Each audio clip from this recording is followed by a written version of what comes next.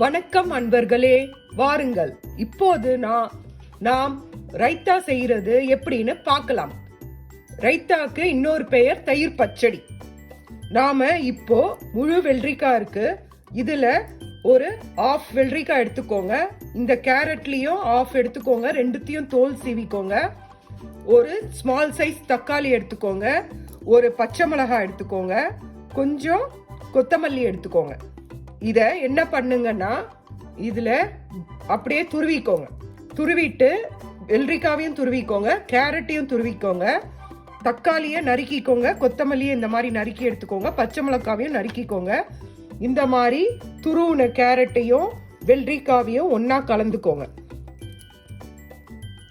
இங்க பாருங்க, 1/4 ஸ்பூன் கரம் மசாலா எடுத்திருக்கேன், 1/4 spoon chaat masala, 1/4 spoon red chilli powder, 1/2 spoon Himalayan salt. இந்த 4த்தையும் எடுத்திருக்கேன். இந்த 4த்தையும் நம்ம தயிர்ல மிக்ஸ் பண்ணிடலாம். அதே மாதிரி இதுல 3 கரண்டி அளவுக்கு தயிர் எடுத்திருக்கேன். இந்த தயிரையும் இதுல மிக்ஸ் பண்ணிட்டு, அதுக்கப்புறம் இங்க கட் பண்ணி வச்சிருந்த தக்காளி, கொத்தமல்லி, பச்சை மிளகாய் எல்லாத்தையும் இதுல போட்டு மிக்ஸ் பண்ணிக்கோங்க. அந்த காரத்தையும் இதோட சேர்த்து மிக்ஸ் பண்ணிக்கோங்க. அதுக்கப்புறம் உப்பு டேஸ்ட் பாருங்க. பார்த்துட்டு தயிர் எங்களுது கொஞ்சம் நல்லா கெட்டியா இருக்கும், அதனால நான் மிக்ஸ் பண்ணிட்டு தேவைப்பட்டா இது கூட தண்ணி மிக்ஸ் பண்ணி கலந்து காட்டுறேன் உங்களுக்கு. இதுதான் வெள்ளரிக்காய், கேரட், தக்காளி, தயிர் பச்சடி.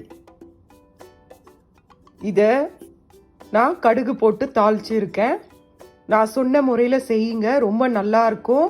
நீங்கள் இந்த மாதிரி ஒரு பச்சடி செஞ்சுட்டு கூட ஒரு சுண்டல் அந்த மாதிரி வச்சு சாப்பிட்டீங்கன்னா உங்களுக்கு தேவையான அளவுக்கு புரோட்டீனு, அப்புறமா ஃபேட்டு, எல்லாமே வெஜிடபிள்ஸில் இருக்கிற மினரல்ஸ் எல்லாமே உங்களுக்கு கிடைக்கும்.